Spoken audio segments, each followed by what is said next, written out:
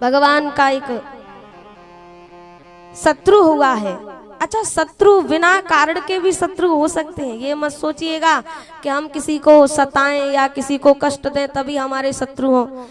बिना कारण के भी शत्रु हो सकते हैं, बिना कारण के। और बिना कारण के शत्रु कैसे होंगे?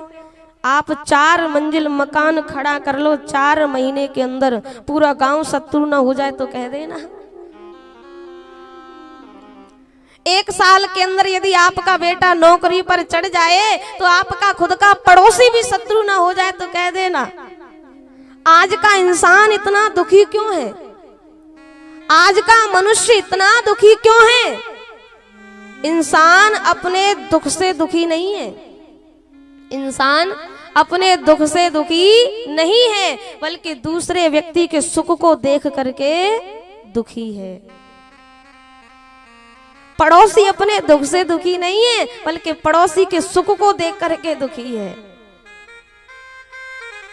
इसलिए और जो व्यक्ति कहते हैं ना,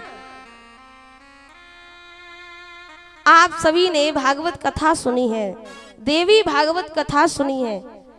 कहने वाले कह रहे हैं, सुनने वाले सुन रहे हैं। और भैया देवी भागवत को कह करके और सुन करके भी और देवी का मान सम्मान करना नहीं आया तो समझ लो आपने देवी भागवत कुछ नहीं सुनी, ना सुनी ना की। ना कहने का कोई असर हुआ, ना सुनने का कोई असर होगा। अरे हम इसीलिए तो कथा सुनते हैं भैया, माता रानी की कथा को सुन करके, देवी की कथा को सुन करके और हमारे अंदर ज्ञान जागृत हो, भाव जागृत हो और देवी के प्रति हमारा भाव बढ़े और देवी का मान सम्मान करना सीखें। और उसी देवी की भागवत कह करके, देवी की कथा को सुना करके और देवी को ही ठुकराते डोले तो परमात्मा भी आपको क्षमा नहीं करेगा। चाहे देवी भागवत कह लो, चाहे भागवत कथा कह लो, चाहे श्री राम कथा कह लो।